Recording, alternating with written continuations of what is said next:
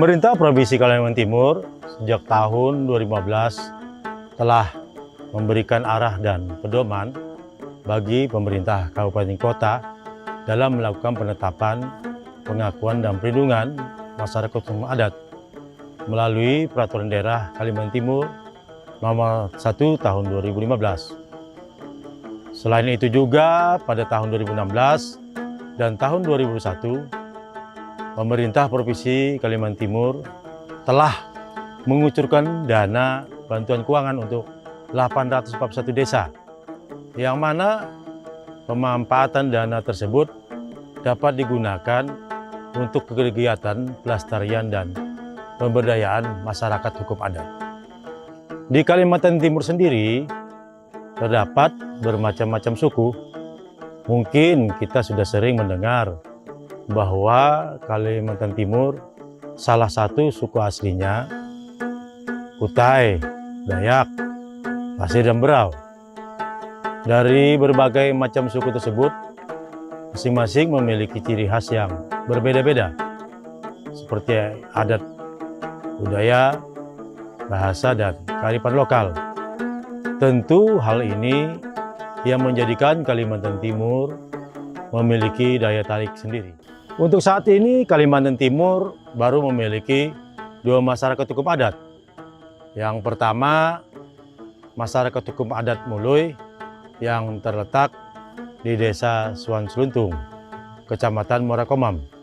Dan yang kedua, masyarakat hukum adat Paring Sumput di Desa Muara Andeh, Kecamatan Muara Samu. Semua masyarakat hukum adat ini berasal dari Kabupaten Pasir.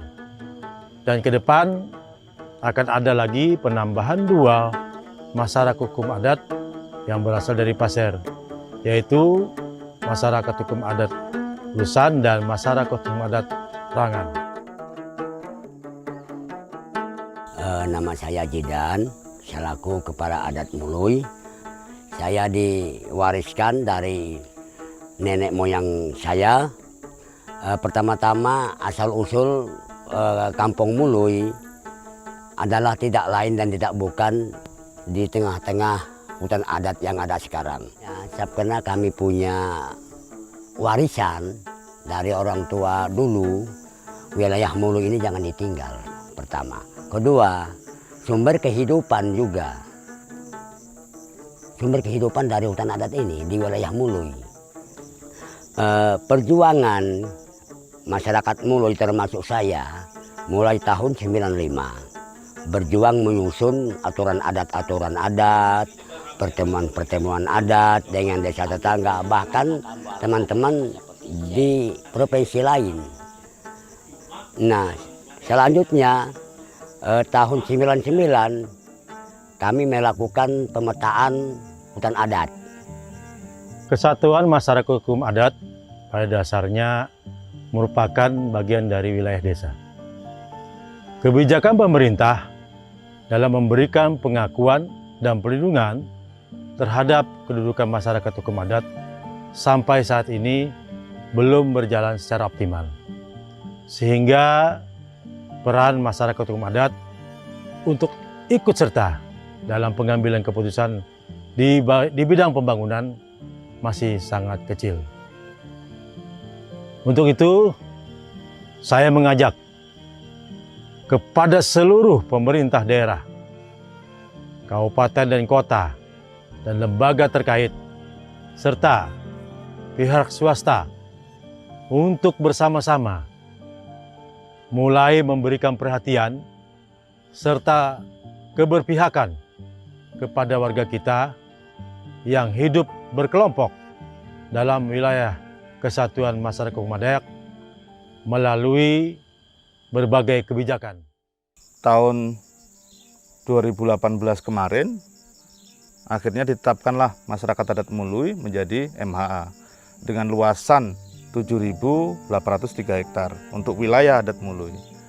Selanjutnya tahun 2019 kita coba ajukan lagi untuk bagaimana mengajukan hutan adatnya, karena orangnya sudah diakui, maka tinggal hutannya yang diakui. Maka kita ajukan ke KLHK tahun 2019 kemarin dilakukan verifikasi masyarakat adat, verifikasi hutan adatnya, orang KLHK datang, maka 2019 akhir kemarin itu ditetapkan juga menjadi hutan adat. Mulai akhirnya mendapatkan hutan adat seluas 7.722.000 hektar. Yang baru sekarang tahun 2021 ini, tanggal 7 bulan 1 kalau nggak salah, saya dapat info, dapat lagi SK Menteri, SK Hutan Adat. Nah, itu dari perjuangan masyarakat adat sebenarnya. Kekompakan masyarakat adat dengan warga lain. Bekerjasama dengan pemerintah juga. Dengan aturan adat itulah mereka menjaga dan mengelola hutan adatnya. Karena di sini masih berlaku. Nah, yang unik di sini adalah kepemilikannya adalah komunal. Semua yang 7.803 hektar tadi itu milik bersama. Tidak ada milik A, B, C atau ketika dipatok berapa kilo, berapa meter atau berapa hektar punya, enggak. Mereka tidak memiliki itu. Yang kepemilikan hanya pohon. Kalau di sini tidak ada. Di sini milik bersama. Kalau kata kepala adat itu kan, kepala adat hanya mengetahui bahwa bumi atas bumi. Semua titipan anak cucu. Mulai tahun 2020, saya membentuk grup. Grup itu regu untuk patroli hutan adat. Pertama untuk menentukan tata batas dengan desa tetangga. Nah, tujuannya adalah untuk generasi Mului sendiri pribadi. Tentang kita masuk hutan, itu walaupun teman-teman dari luar, baik di warga Mului sendiri itu ada sebenarnya. Pertama kalau kita yang warga Mului masuk ke misalnya ke Gunung Lumut mendaki, naik misalnya, kita pamit dulu. Paling enggak kita bakar jombu dulu untuk pamit.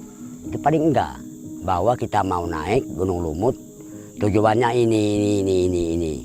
Supaya enggak ada keteguran yang tidak kita inginkan. Permintaan kakak dari Kampung Mului dan lagi Dero melaksana kenebul ke di atas satu.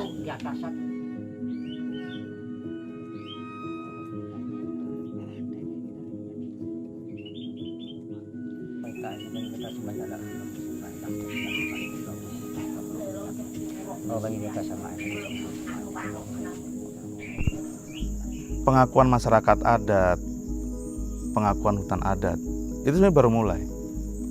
Kenapa saya bilang baru mulai? Dari sinilah titik nolnya, titik awal. Bagaimana masyarakat sekarang tetap kuat menjaga semuanya. Makanya saya bilang tadi kan, setelah dapat pengakuan apa segala macam semua ini, bagaimana soal ekonominya? Bagaimana sekarang orang di bawah itu juga bisa memberikan sesuatu pada Mului, reward atau apalah gitu ya. Karena dari 38 KK 147 jiwa ini atau 150-an lah ya, itu yang menurut saya yang butuh sesuatu. Makanya ekonomi tadi loh. Bagaimana mereka bisa tetap hidup dan bertahan dan mempertahankan hutan ini. Tapi bagi mereka cukup itu dengan hutan saya aman, saya tidak diganggu investasi, saya mendapatkan makanan, ekonominya saya kuat. Harapan kami mendapat SK ini tidak bukan bantuan pemerintah sebenarnya. Minta diperbaiki jalan.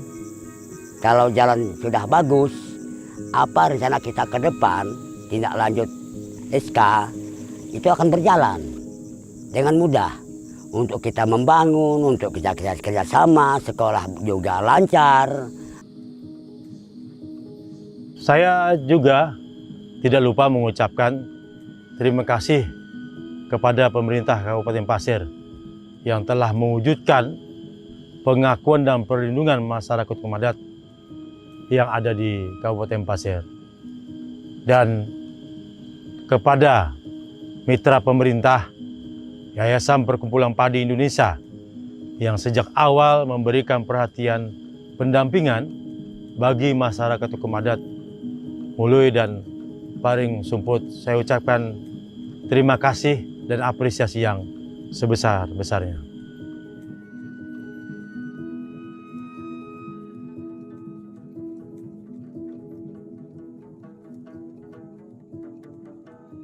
adat ini ibu kandung sebenarnya. Ibu kandung. Saya pernah leluhur juga hidup di situ sampai generasi sekarang sampai aku ada. Tetap hidup di situ. Kan ibu kandung namanya. Jadi harus terjaga. Potensinya namanya ibu kandung, darah dagingnya kita jangan terlalu rakus. Namanya ibu kandung kita jaga, kita hidup baik-baik. Namanya ibu kandung, sumber airnya, sumber pendapatan sehari-hari. Tapi kita harus terbatas. Kayak kita menjaga ibu kandung, jangan sekaligus. Itu kita jaga ibu kandung itu. Gunung ibu kandung, hutannya ibu kandung juga. Tidak ada putus karena Allah yang membuat. Kalau buatan manusia itu dapat diukur, kalau namanya Tuhan nggak dapat diukur. Itulah yang kita jaga.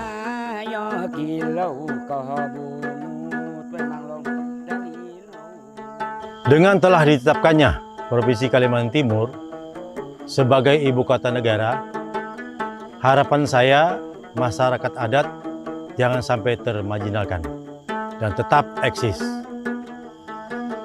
Kami dari Provinsi Kalimantan Timur berharap juga ada kolaborasi antara pemerintah bersama-sama, lembaga swadaya masyarakat, pihak swasta, akademisi, dan pemerhati lingkungan tetap terus menjaga kelestarian masyarakat adat yang ada di Kalimantan Timur.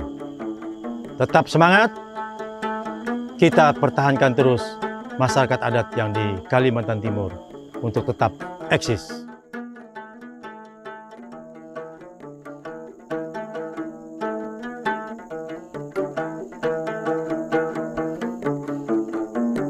Để gió mít nua lâu có pa ga mình mang lo gió bon nâu pa ga để bé quyết mẹ mang bia le mít lâu có đi le mẹ mang lo mẹ lâu le mít để nhóm ba mẹ mang để ro tu lâu có mẹ mà tu lo dúa lớn lâu tu